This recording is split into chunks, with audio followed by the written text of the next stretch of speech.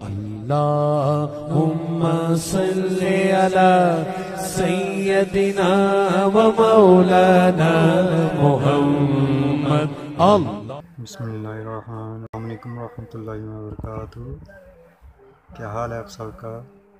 العاقبۃ للمتقین والصلاة والسلام علی سید الانبیاء والمرسلین وعلى آلہ واصحابہ اجمعین. اما بعد، اعوذ باللہ من الشیطان الرجیم. بسم اللہ الرحمن الرحیم. لقد کان لکم فی رسول اللہ اسوۃ حسنہ. صدق اللہ العظیم وصدق رسولہ النبی الکریم.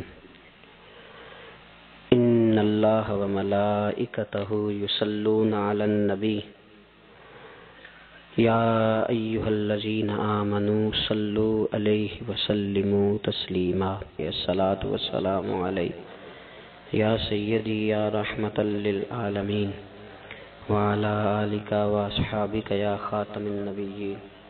تمام تعریفیں، حمد و ثنا اللہ کریم جل وعلا کے لیے. درود و سلام نبی اکرم نور مجسم شفیع معظم احمد مجتبی جناب حضرت محمد مصطفیٰ صلی اللہ تعالی علیہ وسلم کی ذات والا صفات کے لیے حمد و صلات کے بعد اللہ ہم سب کو اخلاص کی دولت عطا فرمائے، روحانیت کا نور عطا فرمائے، اصلاح احوال اور اطمینان قلبی نصیب فرمائے.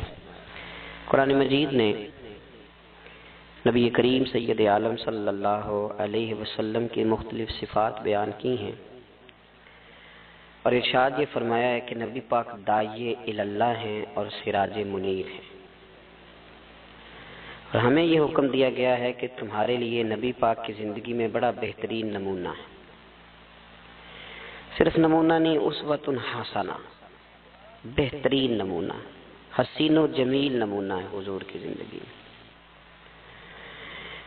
نبی کریم سید عالم صلی اللہ تعالی علیہ وسلم کا محتاج ہے سارا جہان. چلے نہ ایمان دو قدم بھی اگر تیرا ہم سفر نہ ٹھہرے، اور تیرا حوالہ دیا نہ جائے تو زندگی معتبر نہ ٹھہرے. ساری دنیا جناب رسالت معاب صلی اللہ علیہ وسلم کی محتاج ہے. آپ اس بات کو سمجھ لیں کہ بڑے ذوق سے، شوق سے اور ممکن ہے دیانتداری سے بھی کوئی کہہ دے لا الہ الا اللہ، لا الہ الا اللہ، تو وہ مومن نہیں ہو سکتا جب تک کہ محمد رسول اللہ نہیں کہہ دیتا. اللہ کریم نے ایک اصول بیان کر دیا ہے کہ اب ایمان ذات رسالت معاب صلی اللہ علیہ وسلم کی لائی ہوئی چیزوں کو ماننے کا نام ہے. جس آدمی کو پتہ ہوتا ہے نا کہ یہ میرا آفیسر ہے اور میں اس کے ماتحت چل کے میں نے وقت گزارنا ہے، تو وہ کئی جتن کرتا ہے اس کو راضی کرنے کی. اس کا محتاج جو ہے اس کی کوشش ہوتی ہے کہ وہ اس سے راضی رہے، کوئی ایسی بات نہ ہو جائے جس سے وہ ناراض ہو جائے. جس آدمی کو پتہ ہوتا ہے کہ میں نے اس سے سودا خریدنا ہے، یہ نہیں دے گا تو میری دکان نہیں چلے گی، تو وہ بھی کوشش کرتا ہے. ہماری اکثر شادیاں سیاسی ماحول بن جاتی ہیں، ہمارے اکثر افطار کے پروگرام سیاسی، ہم انہی لوگوں کو بلاتے ہیں جن سے ہمارا لین دین وابستہ ہوتا ہے، ہمارے ضروریات زندگی وابستہ ہوتی ہیں. صرف ایک فکر آپ کی خدمت میں عرض کرنا چاہ رہا ہوں، آپ اس پہلو کو ضرور سمجھ لیں کہ عام دنیا داری میں انسان جس کا محتاج ہوتا ہے اس کے لیے بڑے جتن کرتا ہے، اس کے لیے بڑی کوششیں کرتا ہے. تو اگر دنیا داری کے لیے جہاں آپ اتنی کوشش کرتے ہیں، تو جن کے آپ ایمان کے لیے بھی محتاج ہیں، ایقان کے لیے بھی محتاج ہیں، اچھی زندگی کے لیے بھی محتاج ہیں، اور جنت میں جانے کے لیے بھی محتاج ہیں، ان کے لیے کس قدر زیادہ کوشش کرنی چاہیے، کس طرح کا رویہ اختیار کرنا چاہیے. آپ اگر صحابہ کرام علیہم رضوان کی زندگی کو دیکھیں تو انہوں نے نا موقوف کر دیا ہر چیز کو. ہمارے ہاں ایک لفظ بولا جاتا ہے انشراح صدر، اس کا مطلب ہوتا ہے سینہ کھل جانا. کچھ لوگوں کے سینے کھلتے نہیں، ساری زندگی سینے بند رہتے ہیں، کوئی چیز اندر داخل نہیں ہوتی. دریا بھی قریب بہ رہا ہو تو وہ بیچارے خشک کے خشک رہ جاتے ہیں۔ کچھ لوگوں کو اللہ انشراح صدر عطا کرتا ہے، انہیں سمجھ آ جاتی ہے کہ میرا نا علاج کیا ہے۔ یہ بتائیے کہ مریض بہت زیادہ خطرناک کون سا ہوتا ہے؟ جس کے مرض کی تشخیص نہیں ہوتی، جسے یہ پتہ نہیں چلتا کہ میرا مرض کیا ہے اور میرا طبیب کیا ہے اور میں نے دوائی کون سی کھانی۔ نبی کریم صلی اللہ علیہ وسلم کے غلام حضور کے صحابہ سمجھ گئے تھے کہ ہماری ہر بیماری کا حل ہمارے نبی کی بارگاہ میں موجود ہے، وہ سمجھ گئے۔ انہوں نے نہ پھر دائیں بائیں نہیں دیکھا، الجھے نہیں کسی جگہ بھی۔ ہم بڑے سمجھدار لوگ ہیں لیکن ہم الجھے ہوئے ہیں، ہماری منصوبہ بندی بڑی لمبی چوڑی ہے۔ میں رات پڑھ رہا تھا، سیدنا غوث پاک رضی اللہ تعالیٰ عنہ کے گھر میں جب بھی کوئی بچہ پیدا ہوتا تھا نا تو آپ اسے ہاتھوں پہ اٹھا کے فرماتے تھے تو میت ہے، تو ایک دن مر جائے گا، میں تیرے ساتھ پیار ضرور کروں گا، محبت ضرور کروں گا، پر ہے تو میت، تو ایک نہ ایک دن مجھے چھوڑ کے چلا جائے گا۔ تو فرماتے تھے میں تجھ سے پیار ضرور کروں گا پر سب سے زیادہ پیار اس سے کروں گا جو حی بھی ہے اور قیوم بھی ہے، جس کو کبھی موت اس سے بڑھ کر پیار کروں گا۔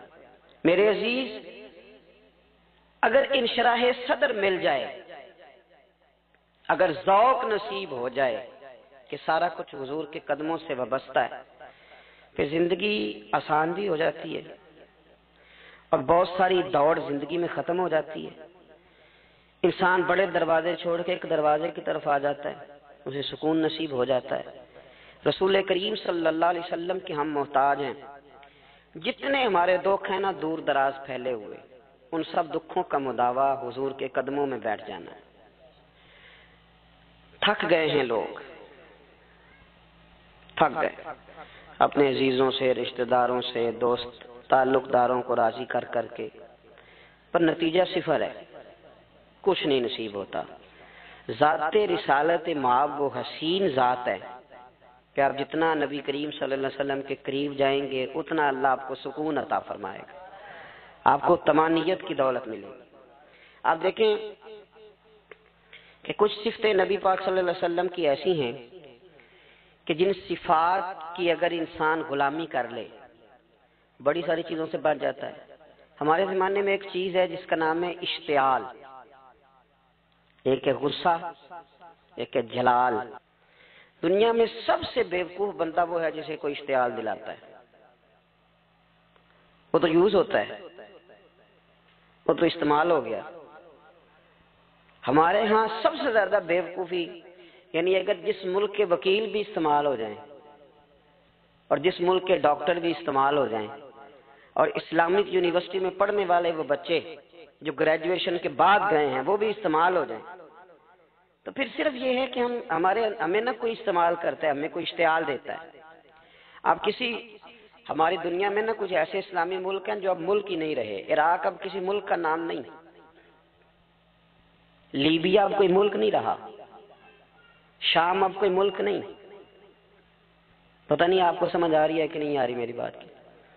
عراق کے اندر جس گروہ کی جتنے حصے پر حکومت ہے نا، ایک صوبے پہ حکومت ہے تو وہ الگ حکومت کر رہا ہے اس وقت، اور جس کی جتنے ضلعوں پہ حکومت ہے جو پاورفل ہے وہ الگ حکومت کر رہا ہے۔ لیبیا کا بھی یہ حال ہے، شام کا بھی یہی حال ہے۔ خدا نہ خواستہ جو یمن کی طرف لوگوں کی نظریں اور معاذ اللہ عرب شریف کی طرف جس کو سعودی عرب کہا جاتا ہے ادھر بھی لوگوں کی گھناؤنی نظریں ہیں، اگر وہاں بھی خدا نہ خواستہ یہ جیسے الگ الگ کر کے مسلمان کو مارا جا رہا ہے تو اللہ نہ کرے وہاں بھی ایسا ہو جائے۔ لیکن اب یہ ملک ہی نہیں رہے، یہ چھوٹی چھوٹی ٹکڑیوں میں بٹ گئے۔ کیوں بھلا؟ ہمیں لوگ اشتعال ہی بڑا دلاتے ہیں۔ میرے رسول کریم صلی اللہ علیہ وسلم کا کمال یہ ہے کہ رسول پاک کو کبھی اشتعال نہیں آیا، اور بھائی حضور کو کبھی اشتعال بول کے بتائیے، اشتعال چھوڑ دو، ہم محتاج ہیں نبی پاک کے، ہم نے جو سیکھنا ہے اپنے نبی سے سیکھنا ہے۔ وہ اگر زندگی میں آپ نے اشتعال چھوڑ دیا، بہت سارے لوگ دانا پھینکنے آتے ہیں، وہ پھینک کے چلے جاتے ہیں، ہم پیچھے سے لڑتے رہتے ہیں۔ اگر آپ اشتعال چھوڑ جائیں، دیکھو حضور کے میلاد پر میں نے کیا بات چھیڑی ہے، بڑی ضروری سمجھی ہے تو چھیڑی ہے۔ نبی پاک کو نا اپنے دادا سے بڑا پیار ہے، بڑا دادا سے، والد سے تو ہوتا ہی ہے، ماں سے تو ہوتا ہی، حضور کو اپنے دادا سے، بخاری شریف میں حدیث ہے، جناب ابو سفیان رضی اللہ تعالیٰ عنہ حدیث کے راوی ہیں، فرماتے ہیں کہ جنگ میں میں حضور کے ساتھ تھا فتح مکہ کے بعد، تو کافروں نے بڑا شدید حملہ سامنے سے کر دیا۔ فرماتے ہیں جب انہوں نے شدید حملہ کیا تو مسلمان تھوڑے پیچھے ہٹے، ارادہ یہ تھا کہ نئی منصوبہ بندی کے ساتھ آگے بڑھیں گے۔ کہتے ہیں میں نے نبی پاک صلی اللہ علیہ وسلم کے گھوڑے کی لگام تھامی ہوئی تھی، صحابہ پیچھے ہٹے پر حضور نہیں پیچھے ہٹے اور آگے بڑھے، تو میں نے کہا یا رسول اللہ سب لوگ پیچھے ہٹ رہے ہیں، ذرا پیچھے ہٹ کے نئی حکمت عملی، نئی تازگی کے ساتھ وار کریں گے تاکہ مقابلہ کر سکے۔ تو جنگ کا موقع ہے، جنگ کا وقت ہے، اور حضور وہاں نعرہ کیا لگاتے ہیں؟ فرمایا پیچھے نہیں ہٹنا، کیوں؟ انا نبی لا کاذب انا ابن عبد المطلب لا کاذب، فرمایا پیچھے نہیں ہٹنا ہے، ایک تو اس لیے نہیں ہٹنا کہ میں نبی ہوں اور یہ بھی سچ ہے، اور اس لیے بھی پیچھے نہیں ہٹنا کہ میں کوئی معمولی آدمی نہیں، میں عبد المطلب کا پوتا ہوں۔ اب پیچھے ہٹنا، کتنی دلچسپی ہے اپنے دادا کے ساتھ، کتنا پیار ہے۔ ضروری نہیں دادا پی ایچ ڈی ہو تو پھر ہی پیار کیا جائے، یہ بھی ضروری نہیں کہ دادا کروڑ پتی ہو تو پھر بھی پیار کیا جائے، یا دادا پیر ہو، صوفی ہو، عالم ہو تو پھر ہی پیار کیا جائے۔ ماں باپ تو ماں باپ ہی ہوتے ہیں، ماں باپ تو ماں باپ ہوتے ہیں۔ مجھ سے کوئی کہے میں اپنی اماں پہ 6 جلدوں میں کتاب لکھ سکتا ہوں، میں ذمہ داری سے کہہ رہا ہوں، وضو کے ساتھ بیٹھا ہوں۔ اگر کبھی اللہ مجھے موقع دے تو میں کئی جلدوں میں اپنے والد پر کتاب لکھ سکتا ہوں۔ یہ ضروری تو نہیں کہ ماں باپ پڑھے لکھے ہوں تو پھر ہی ان پہ لکھا جا سکتا ہے۔ ماں اگر اپلے بھی تھاپتی ہو نا، اسے الف با تا سا نہ بھی دیکھ کے پڑھنا ہوتا ہو تو بیٹے سے پیار کتنا کرنا ہے یہ اسے آتا ہوتا ہے، یہ اللہ اسے دے کے بھیجتا ہے، اس کے لیے کسی پی ایچ ڈی کی ضرورت یہ اسے پتا ہوتا ہے، یہ اللہ تعالیٰ اس کے سینے میں پہلے اتارتا ہے۔ نبی پاک صلی اللہ علیہ وسلم کو بڑا پیار ہے، آنا ابن عبد المطلب، اور میں کوئی معمولی آدمی نہیں، میں عبد المطلب کا پوتا ہوں۔ یہ جنگوں میں حضور اعلان کرتے۔ اب دوسری کتاب دیکھیے الوفا شریف میں اور شفا شریف میں حدیث ہے، حضرت عمر فاروق راوی ہے، فرماتے میں کھڑا تھا، یہودیوں کا ایک بہت بڑا عالم ہے، زید بن دسنہ اس کا نام ہے، حضرت بلال حبشی رضی اللہ تعالیٰ عنہ فرماتے ہیں کہ جب کہیں ضرورت پڑتی تھی تو ہم لوگوں سے قرضہ لیتے تھے۔ وہ ایک دن مجھے کہنے لگا مجھ سے قرضہ لے لیا کرو، میرے پاس پیسے پڑے ہوتے ہیں۔ میں نے اس سے قرضہ لے لیا نبی پاک صلی اللہ علیہ وسلم کے مہمانوں کے لیے، کیونکہ میری ذمہ داری تھی مہمانوں کی دیکھ بھال۔ آپ فرماتے ہیں کہ ابھی اس کے حضرت عمر فرماتے ہیں کہ وعدے میں 3 دن باقی تھے، میں حضور کے ساتھ تھا، وہ عالم تھا یہودیوں کا، تورات جانتا تھا، تو چوک میں اس نے کھڑا کر لیا اور کھڑا کر کے کہنے لگا نبی کریم صلی اللہ علیہ وسلم سے کہ میرے پیسے دیں۔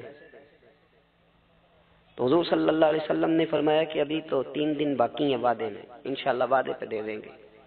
میں نے جو مضمون چھیڑا ہے وہ میں نے مکمل کرنا ہے، آپ میری بات پہ توجہ کرنا۔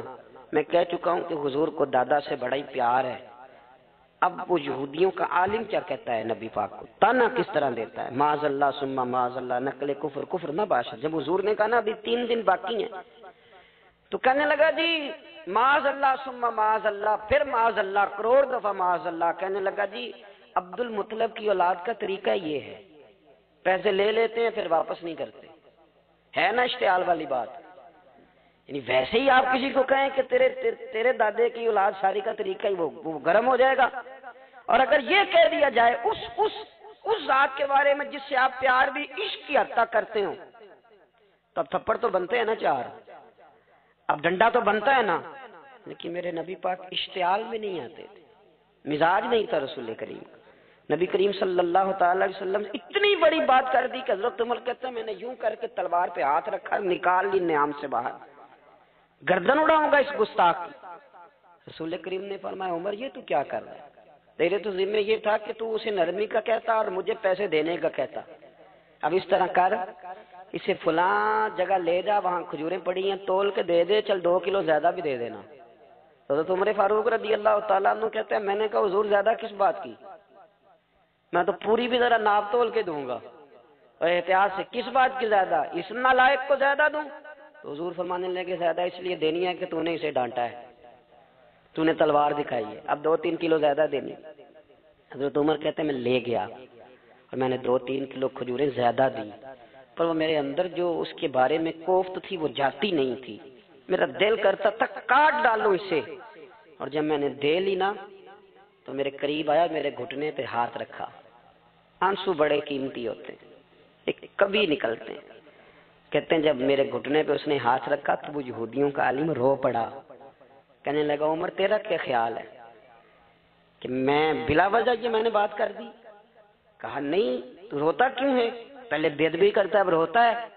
تو کہنے لگا عمر میں کوئی معمولی آدمی نہیں، میں پڑھا لکھا بندہ ہوں، معمولی ہوتا تو جلدی مان جاتا، میں تورات کا، انجیل کا، زبور کا عالم ہوں، میں نے آخری نبی کی ساری صفتیں اپنی کتابوں میں پڑھی ہیں، میں نے ساری باتیں چھپ چھپ کے نبی پاک میں دیکھ لی تھی، ایک بات میں نے حضور کی آزمانی تھی ابھی، وہ یہ تھا کہ نبی پاک کے سامنے جتنی بھی جہالت کرو گے نا، اللہ کے رسول کا علم اس پر غالب آ جائے گا، حضور کا صبر اس پر غالب آئے گا۔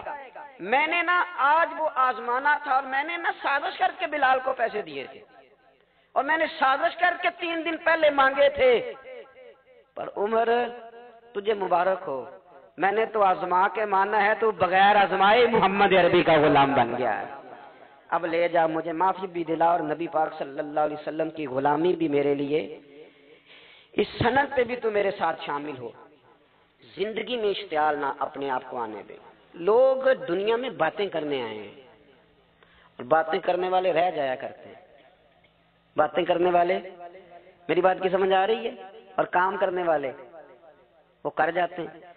اگر آپ باتوں پہ آپ وقت گزاریں گے تو رہ گئے۔ اشتعال، وکیلوں کو بھی یہاں اشتعال آتا ہے، یہاں ڈاکٹروں کو بھی اشتعال آتا ہے، یہاں فلانے کو بھی اشتعال آتا ہے، یہاں بھئی آپ کس چکر میں پڑ گئے؟ اگر آپ کو اشتعال ہی آنا ہے، آپ دیکھیں نا اہل طائف نے نبی پاک کے ساتھ کیا کیا، تاریخ میں نا کچھ الفاظ ایسے ہیں جو پڑھے نہیں جاتے، جب انہوں نے کہا کہ معاذ اللہ آپ نبی ہیں جو دروازہ دروازہ گھوم رہے ہیں، آپ نبی ہیں جن کے ساتھ لشکر ہی کوئی نہیں، پیسے ہی کوئی نہیں، آپ ہیں، اتنے سخت جملے، پھر پتھر بھی مارے۔ اشتعال تو 1.5 منٹ میں آ جاتا ہے بندے کو، اور ہمارے ہاں تو رہ بھی صرف اشتعال ہی ہے، صرف اشتعال ہی ہے، جس کو دیکھو اسے اشتعال ہے، ادھر بھی لڑائی، ادھر بھی دنگا، ادھر بھی فساد۔ بھئی آپ چھوڑیں۔ رسول کریم علیہ الصلوۃ والسلام کو حضرت زید بن حارثہ نے کہا حضور دعا کریں یہ تباہ ہو جائے، نبی پاک نے فرمایا لفظ حدیث کے، فرمایا لم ابعث لعانا، فرمایا میں کو تانے دینے والا بن کے آیا ہوں، میں وہ ہوں جو تانا زنی کروں گا، بد دعا دوں گا انہیں۔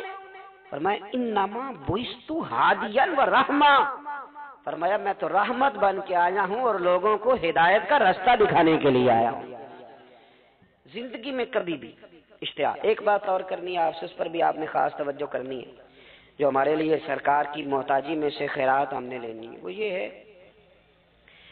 کہ نبی پاک صلی اللہ علیہ وسلم کو نا قرآن مجید نے حریص کہا۔ اللہ اکبر۔ یہاں شاید آپ مجھے کہہ دیں تو میں ناراض ہو جاؤں، لیکن قرآن نے کہا حریص علیکم بالمؤمنین رؤوف الرحیم۔ اللہ کرے کہ ہم قرآن کے الفاظ پر غور کریں۔ حریص علیکم، اے میرے محبوب کے غلاموں، نبی پاک صلی اللہ علیہ وسلم نہ تم پر حریص ہیں، یعنی تمہاری بھلائی چاہنے میں جلدی کرتے ہیں، تمہاری بھلائی چاہنے میں۔ یہ ایسے الفاظ ہیں کہ اس سے بڑھ کر میں ان کا معنی نہیں کر سکتا، اگرچہ علماء تفسیر نے حریص علیکم کے کئی معنی بیان فرمائے۔ فرمایا محبوب کو جلدی ہے۔ بیٹا بھی اماں سے کہتا ہے اماں آہستہ آہستہ ہی میری ترقی ہوگی نا۔ اب مرید بھی پیر صاحب سے کہتا ہے حضرت صاحب ہوں میں شروع کرتے لئیے سویرے اٹھتے پہنا تے اے میں ہولی ہولی کر کے داڑھی، مجھے تو خیر بہت سارے کہتے ہیں، اس لیے ایک میرے سنگی ہیں اللہ تعالیٰ انہیں جزائے خیر دے، وہ جنوبی پنجاب سے ہیں تو وہ سرائکی ہیں۔ اب ہمیں اللہ نے یہ اعزاز دیا ہوتا ہے کہ ہمارے پاس ہر زبان کا بندہ ہوتا ہے، اس لیے کئی دفعہ اپنی زبان بھی گڑبڑ ہو جاتی ہے، کیونکہ سب سے بات کرنی ہوتی ہے نا جی۔ تو مجھے کہنے لگے ایک دن فون کر کے پیر صاحب مبارک ہوئے، میں نے کہا جی خیر مبارک، کیا ہوا؟ کہنے میں ان چھوٹی چھوٹی داڑھی رکھ لی اللہ دے فضل نہ۔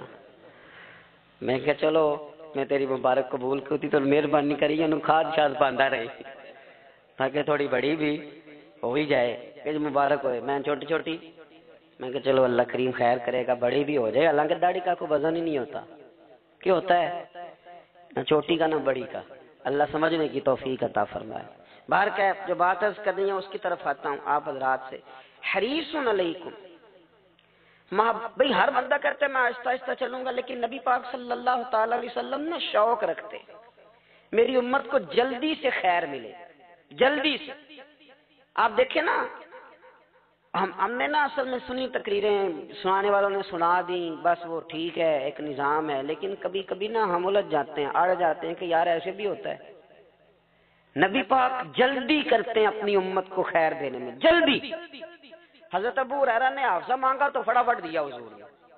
حضرت جابر بن عبداللہ نے کہا حضور گھر میں غربت ہے تو فرمایا 1 کلو لے جا، کھول کے نہ دیکھنا کھجوریں، کھاتا رہنا، ختم کوئی نہیں ہوں گے. جس نے جو مانگا نا، جو ذرا جلدی کر کے. مرنا ہے، پھر قبر میں جانا ہے، پھر قیامت تک قبر میں لیٹنا ہے، پھر قبر سے اٹھنا ہے. وَإِذَا الْقُبُورُ بُعْثِرَتْ عَلِمَتْ نَفْسٌ مَا قَدَّمَتْ وَأَخَّرَتْ.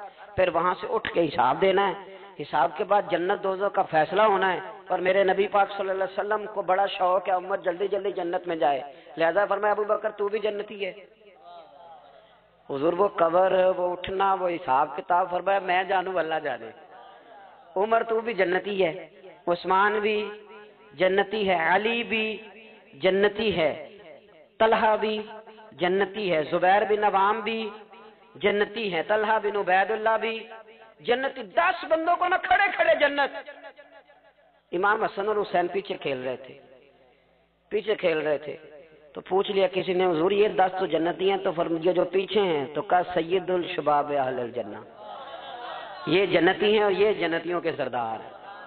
آپ ذرا پلٹ کے دیکھ لیں کس طرح حضور نے، اور یہ اس شوق کو آپ سمجھیں. ہمیں تو شوق ہی کوئی نہیں. اب یقین کریں نہیں شوق، زیادہ سے زیادہ شوق ہوگا تو اپنے بیٹے کے حق میں ہوگا کہ جلدی جوان ہو جائے. اور اس میں بھی ہماری ڈبل لالچ ہوتا ہے کہ بچہ جوان ہو جائے اور میں کبھی بوڑھا بھی نہ ہوں، یہ بھی جوان ہو جائے اور میں بھی جوان ہی رہوں. بھئی یہ تو نہیں نہ ہو سکتا. اگر وہ جوان ہوگا تو پھر آپ کو بوڑھا ہونا پڑے گا، لیکن ہمارا ڈبل لالچ ہے یہ بھی جوان ہو جائے اور میں بھی جوان ہی رہوں. یہ ہو سکتا؟ نبی پاک صلی اللہ علیہ وسلم نے فرمایا، آپ ذرا غور کریں، فرمایا وہ بیر رومہ ہے جو خرید کے دے دے گا میں اسے جنت کی بشارت دیتا ہوں. فرمایا جو مسجد بنائے گا میں گارنٹی دیتا ہوں اپنے لیے جنت میں مکان بنا لے گا. میرے رسول کریم علیہ الصلوۃ والسلام جنت کو آسان کرتے چلے گئے. فرمایا 2 چیزوں کی ضمانت دے دے، زبان اور شرمگار کا غلط استعمال نہ کرنا، میں تجھے گارنٹی دیتا ہوں کہ رب تجھے بغیر حساب کتاب جنت عطا کر دے گا. جلدی کے ساتھ حضور نے یہ شوق پیدا کیا. ہمارے ہاں نا ہر معاملے میں تیزی ہے. امیر راتوں رات ہونا ہے، حسین راتوں رات ہونا ہے، اور بادشاہ بھی نیک ذرا آہستہ آہستہ ہو کے کرنا ہے، آہستہ آہستہ آہستہ آہستہ. اور تو ہر ویلے مسیطے بہ رہے ہیں تو اور کتنے بھئی ہے جی. بھئی مسجد اللہ کا گھر ہے، تیرے گھر بیٹھتے تو 2-3 دن زیادہ بیٹھتے، تو نے کہنا تھا کوئی اور کام بھی کریا کر. اللہ کے گھر بیٹھے ہیں تو یہاں بھی تجھے اعتراض ہے. کدھر جا کے بیٹھے، کدھر بیٹھے جا کے. ہمارا ایک پیر بھائی تھا، اللہ اکبر، تو حضرت صاحب کے پاس آ کے نا کسی نے شکایت لگائی اس کی کہ اس کے گھر والے کہتے ہیں تیار والے پیران کو لے بیٹھا رہنا ہے. تو سب ہنستا ہے. فرمانا کہ ایک بار پھر گال کری، کہتا جو کہتے ہیں ہر وقت پیروں کے پاس بیٹھ رہتا. فرمایا یار بڑا مزہ ہے، ایک بار پھر کری. تو وہ جب حضرت صاحب کو مزہ آتا تھا تو ہمیں مفت میں ہی آنا شروع ہو جاتا تھا. تو یہ تو بڑی بات ہے نا جی کہ کوئی کسی اللہ والے کے پاس بیٹھتا ہے. میری بات کو سمجھ لیں، جلدی کرتے رسول کریم. ہمیں بھی تھوڑی جلدی کرنی چاہیے نبی پاک کا غلام بننے میں. صحابہ نے بڑی جلدی کی. آپ یقین کریں 1 منٹ بھی دائیں بائیں نہیں. بس آج حکم آیا، آج ختم، آج ہی عمل ہوگا. کل پرسوں کی بات کوئی نہیں. ساری دنیا جاتی ہے نا مدینہ شریف اور جا کے دیکھتی ہے مسجد قبلتین، 2 قبلوں والی مسجد. یار بڑا مشکل کام ہے، بڑا مشکل کام ہے. لوگ کہتے ہیں پہلا تسی این جاندے سو، اب یہ کہنا شروع کر دیا بڑا مشکل کام ہے. حضور نے 4 رکعتوں والی نماز 2 ادھر منہ کر کے پڑھائی اور پھر 2 رکھتے ہیں. اور یار مشکل ہے کام، بڑا مشکل. یہاں تو میرے بھائی پگڑی کا سٹائل بدل ناراض ہو جاتے، اور میرے رسول کریم صلی اللہ علیہ وسلم نے کعبے کا رخ ہی پھیر لیا تو سلام کے بعد صحابہ نے سوال نہیں کیا. کسی نے پوچھا کل تم نے 2 ادھر پڑھی تھی، آج 2 ادھر پڑھی. انہوں نے کہا ہم نے قبلہ نہیں دیکھا، ہم نے تو یہ دیکھا امام کدھر جا رہا ہے. حاجیو آؤ شہنشاہ کا روضہ دیکھو، کعبہ تو دیکھ چکے، اب کعبے کا بھی کعبہ دیکھو. جلدی کرے، وقت بڑا تھوڑا ہے. بیماری فٹافٹ آ جاتی ہے، کچھ پتہ نہیں چلتا. کمزوری فٹافٹ آ جاتی ہے، کچھ پتہ نہیں چلتا. بہت سارے حالات ہیں جو جلدی خراب ہو جاتے ہیں. نبی پاک صلی اللہ تعالی علیہ وسلم نے اپنی امت کو بڑی ساری خیر اللہ سے لے کے دی. ہمارا دین بڑی جلدی مکمل ہوا. 23 سالوں میں مکمل دین حضور نے ہمیں عطا فرمایا. اور پھر ایک اور مزے کی اور لطف کی بات یہ کہ ایک ہے کہ جنگیں بھی ہو رہی ہیں. ہم کہتے ہیں جی آرام سے بیٹھیں گے تو دین کی بات کریں گے، جنگیں بھی جاری ہیں. بدر ہے، احد ہے، آخر دم تک. جس دن سرکار کا وصال ہوا اس دن بھی نبی پاک صلی اللہ علیہ وسلم نے لشکر روانہ کیا. اس دن بھی لشکر روانہ کیا. جنگیں بھی ہو رہی ہیں اور ساتھ ساتھ رسول پاک نماز، عبادت، تہجد، مسواک، شریعت، دین، تقوی، پرہیزگاری، ان ساری باتوں کا درس بھی بیان فرما رہے ہیں. ہم کہتے ہیں جی وہ فلانے حالات ٹھیک ہو جائیں گے کاروباری تو پھر میں مسجد ہوں. بھئی حالت جنگ میں بھی جنگ بھی چلتی رہتی تھی، تہجد بھی چلتی رہتی تھی. وہاں یہ حال تھا کہ وہاں پریشانی بھی چلتی رہتی تھی اور درود و سلام بھی چلتا رہتا تھا. میرے رسول کریم صلی اللہ علیہ وسلم کے غلاموں، اپنے زندگی میں ناکام وہ لوگ وہ جنہوں نے وقت ضائع کیا. وقت نہیں ضائع کرے. ایک آدھ بات حضور غوث پاک کی عرض کرتا ہوں. حضور غوث پاک رضی اللہ تعالیٰ عنہ نے نبی پاک صلی اللہ علیہ وسلم کی اتباع میں وقت گزارا ہے. کچھ بندے اللہ کے بڑے خاص ہوتے ہیں. حضور غوث پاک رضی اللہ تعالیٰ عنہ کو اللہ نے اعزاز عطا فرمایا، شان عطا فرمائی کہ غوث اعظم درمیان اولیاء کیوں محمد درمیان انبیاء. اس طرح نبیوں میں رسول کریم کا مقام ہے نا، اس طرح ولیوں میں غوث پاک جیلانی کا مقام ہے. حضور غوث پاک رضی اللہ تعالیٰ عنہ کو اللہ نے کئی اعزازات دیے. سب سے بڑی بات یہ کہ اللہ نے انہیں کرامات عطا کی. کرامت دین کا پورا ایک حصہ ہے. ہمارے یہاں نا لوگ کہتے ہیں اخلاق بیان کریں جی، وہ کہتے کیا تھے؟ کرامت کیا ہوتی؟ بھئی کرامت تو قرآن پاک نے بیان فرمائی. آصف بن برخیہ جناب بلقیس کا ملکہ بلقیس کا تخت لائے تھے. یہ اللہ نے کیوں آیت نازل کی قرآن پاک میں؟ وہ قصہ کہانی ہے کہ وہ جی تخت لائیں. یہ کیوں بیان کی؟ اور تخت آیا کس طرح آیا؟ انہوں نے کہا کہ آنکھ جھپکنے سے پہلے آ جائے گا. پھر آیا کہ نہیں آیا؟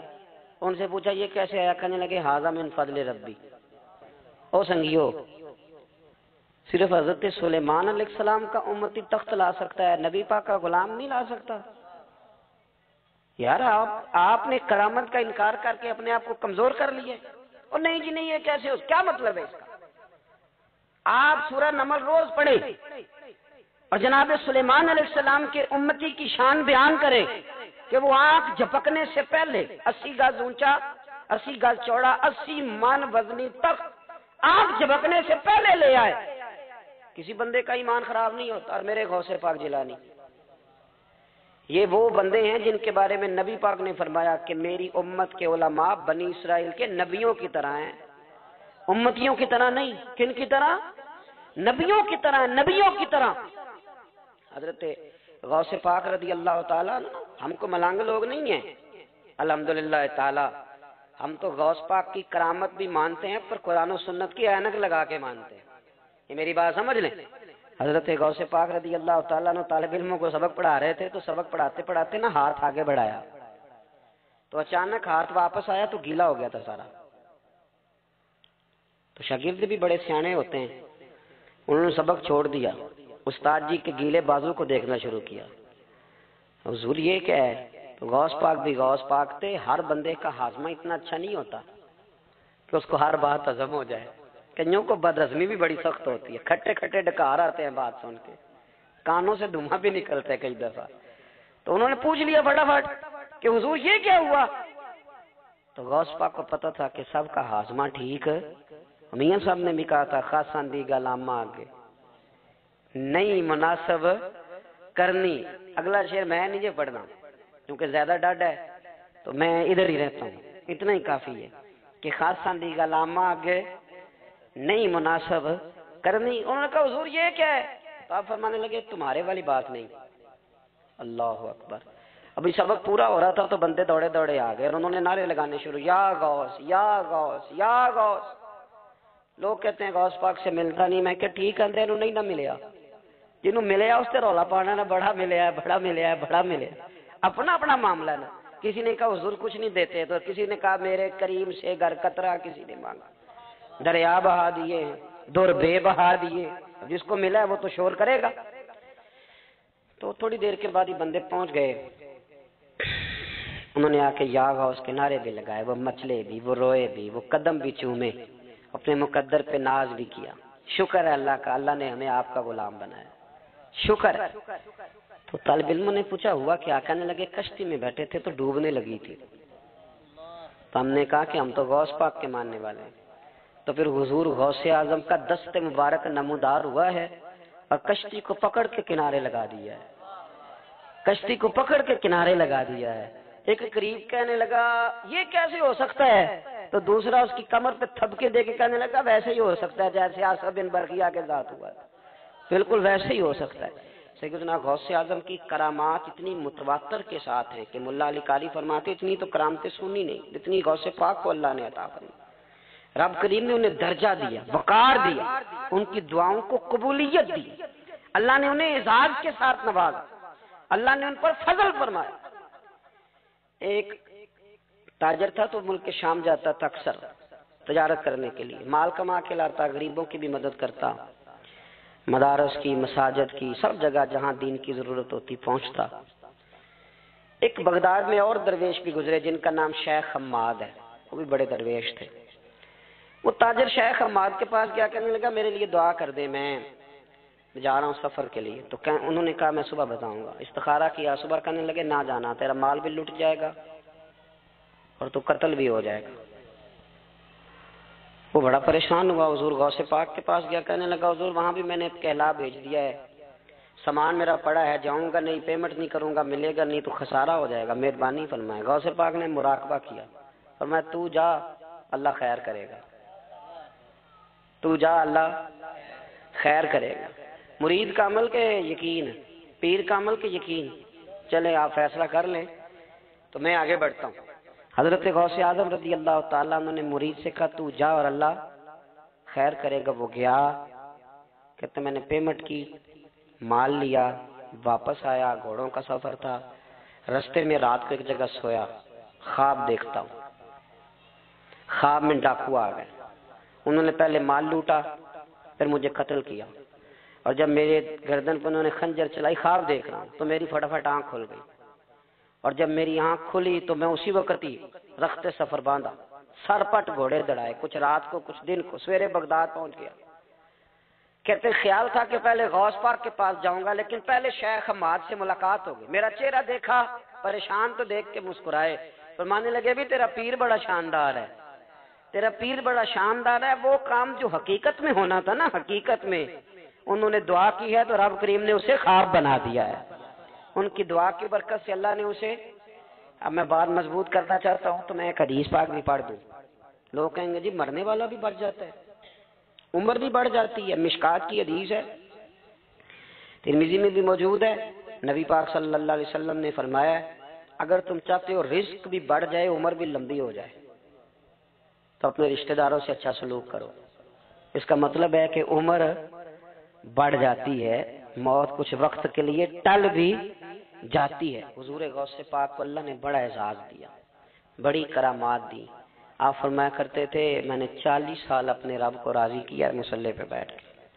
تو میرے مالک نے پھر پوچھا ہے کہ عبد القادر کچھ مانگ لے, کوئی بات کر لے. تو سیدنا غوث اعظم رضی اللہ تعالیٰ عنہ فرماتے ہیں کہ میں نے پھر اپنے رب کریم کی بارگاہ میں عرض کیا مالک جو قیامت تک مجھ سے محبت کرے, فضل کرنا اسے بغیر توبہ کے موت نہ دینا. تو میرے رب نے میری اس دعا کو شرف قبولیت عطا فرمایا کہ جو مجھ سے پیار کرے گا, میرا نام لے گا, وہ بغیر توبہ کے نہیں مرے گا. جنات بھی آپ کی بارگاہ میں حاضر ہوتے. آپ کو شیخ بحر و بر کہا جاتا ہے. جب آپ نے منبر پر بیٹھ کر یہ اعلان فرمایا کہ میرا یہ قدم ہر ولی کی گردن پر ہے, تو خراسان کے جنگلوں میں معین الملت والدین عطائے رسول ہند الولی خواجہ معین الدین اجمیری موجود تھے، تو وہاں اعلان کرنے لگے، کہنے لگے غوث پاک صرف گردن پہ کیوں، آپ میری آنکھوں پہ بھی قدم رکھیں، میرے سر پہ بھی قدم رکھیں۔ اللہ نے ان اولیاء کو بڑا اعزاز دیا، انہیں اللہ نے بڑی شان دی، اپنی نسبت اللہ کے بندوں سے مضبوط رکھیں۔ ضروری نہیں کہ آپ کسی جگہ مرید ہی ہوں گے تو آپ کی نسبت مضبوط ہوگی، آپ خواجہ معین الدین سے پیار کریں، آپ حضرت بہاءالحق نقشبند بخاری سے پیار کریں، داتا علی اجویری سے پیار کریں، آپ غوث پاک جیلانی سے، آپ اللہ کے نیک بندوں سے محبت کریں، ان کا تذکرہ سنیں۔ اب تو پوری مہم چلی ہوئی ہے اللہ کے بندوں کے خلاف، لوگوں نے ایسا وار چلایا کہ بس جی کچھ بھی نہیں جی آپ چھوڑیں، آپ ڈائریکٹ کتاب و سنت کو پڑھیں، کوئی بھی نہیں جی، کوئی ولی نہیں، تو پھر وہ جو اتنی آیتیں وہ حدیثیں وہ سارا کچھ، اس کا مطلب ہے امت میں ولی ہوتے ہی نہیں، تو الا ان اولیاء اللہ لا خوف علیہم ولا هم یحزنون کا کیا معنی ہے، اس کا کیا مطلب؟ آپ نے تو ملیاں میٹ کر دیا سارا، پوری مہم چلی اللہ کے بندوں سے پیار کرے، اور میرے نبی پاک صلی اللہ علیہ وسلم نے فرمایا جو جس سے پیار کرے گا قیامت کے دن اسی کے ساتھ اٹھایا جائے گا۔ اور حضرت ابو ذر غفاری نے عرض کیا تھا یا رسول اللہ اگر وہ ان جیسے عمل نہ بھی کرے تو فرمایا اللہ بڑا کریم ہے، ایمان کی سلامتی سے جائے اللہ ان کے ساتھ ہی کھڑا فرما دے گا۔ حضرت محدث اعظم پاکستان مولانا سردار احمد صاحب رحمۃ اللہ علیہ بڑے مصروف آدمی تھے، پر بڑھاپے کے عالم میں بھی نا شیخ الحدیث تھے، شاید اتنے کسی کے شاگرد دنیا میں ہوں جتنے حضرت کے تھے۔ ہر جمعرات کو فیصل آباد سے لاہور آتے تھے داتا صاحب کے مزار پہ حاضری دے، ہر جمعرات۔ چند دن پہلے ہمارے ایک بزرگ افریقہ سے آئے ہوئے تھے، افریقہ سے، تو پوچھا حضرت جی خیریت سے آنا ہوا، تو کہنے لگے پہلا مقصد تو داتا صاحب کے مزار پہ حاضری دینا اور باقی اس کے بعد۔ تو ہر جمعرات کو حضرت محدث اعظم رحمۃ اللہ علیہ آتے تھے، ہر جمعرات۔ ایک مولوی صاحب نے ایک دفعہ شوشہ چھوڑ دیا لاہور میں کہ داتا صاحب کی قبر تو قلعے میں ہے، لوگ شوشہ چھوڑتے رہتے ہیں نا کہ چلو کسی طریقے سے بندے ہٹائے جائیں، پر جن کی محبت اللہ دلوں میں پیدا کرے ان سے کیسے ہٹایا جائے؟ وہ جی ادھر قبر ہی نہیں، وہ تو قلعے میں ہے، وہ تجھے کون بتا گیا؟ کہتا جی میں نے ایک روایت پڑھی، فلانے بندے نے لکھا ہے، چلو جی الجھاؤ بن گیا۔ ہمارے ہاں جو کوئی نوکھی بات کر دے اس پہ بحث بھی شروع ہو جاتی، بڑی لہد ہے ہوئی، بڑا کچھ ہوا۔ سید ابو البرکات شاہ صاحب ایک بہت بڑے عالم گزرے ہیں، داتا صاحب کے مزار سے تھوڑا سا آپ آگے بڑھیں تو حزب اللہ ناف بہت بڑا مدرسہ ہے، اس کے وہ شیخ الحدیث تھے، اعلیٰ حضرت کے خلیفہ تھے، سید تھے۔ حضرت مولانا سردار احمد صاحب اسپیشل فیصل آباد سے آئے، سید صاحب کو وہاں سے ساتھ لیا، داتا صاحب کی مسجد کا اسپیکر کھولا اور کھول کے فرمانے لگے جس بندے کو شک کرنا کہ داتا صاحب یہاں موجود نہیں قلعے میں ہیں وہ آ جائے، میں داتا صاحب کو آواز دوں گا، داتا صاحب قبر سے بول کے کہیں گے میں اندر ہی ہوں، آ جائے میں آواز دے۔ بات ویسے کافی بڑی ہے، آپ کے اگر ذوق اس پر توجہ دے تو داتا صاحب اندر سے بولیں گے اور کہیں گے کہ نہیں میں یہی ہوں، وہ سید صاحب کہتے ہیں کہ مینوں تساں ایک کار تے نہیں دسی یہ گل، ساتھ ہی لے آئے ہو، وہ گھر میں بتانا تھا۔ اور کہتے ہیں جبہ کھینچ کے نا محدث اعظم کا، کہنے لگے مولانا آپ نے بڑا دعویٰ کر دیا ہے، بڑا دعویٰ کر دیا آپ کہ داتا صاحب اندر سے بولتے، بڑا دعویٰ ہے۔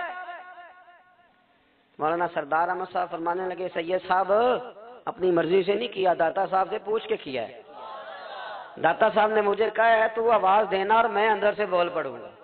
فرمایا میں کل شام تک ادھر بیٹھا ہوں، جس کا دل کرے وہ آئے، میں انشاءاللہ تعالی آواز دوں گا اور علی بن عثمان حجویری قبر کے اندر سے بولیں گے، لیکن چونکہ پیچھے کرم تھا نا لہذا آیا کوئی بھی نہیں، پہنچا کوئی بندہ۔ تو یاد رکھیں اللہ کے بندوں سے پیار کریں، تنقید والے بندے ساری زندگی بیچارے اسی کھاتے میں رہے، کچھ نہیں بن سکا، خود بھی بے سرور رہے، دوسروں کو بھی بے سواد کیا، اپنے آپ کو مزیدار کریں۔ دو باتیں میں نے سیرت کی عرض کی ہیں، ایک تو اشتعال انگیزی سے بچیں زندگی میں، کبھی بھی کوئی کتنا مرضی لوگ اشتعال تو دلائیں گے، اشتعال میں نہ آئیں، اور دوسری بات یہ کہ جلدی کریں دین پر عمل کرنے میں، لیٹ نہ کریں، سرکار نے جلدی فرمائی ہمیں دین دینے میں۔ اور پھر ایک بات میں نے آپ کی خدمت میں عرض کی ہے کہ اللہ کے ولیوں سے پیار کریں، اللہ ہمیں سمجھنے کی توفیق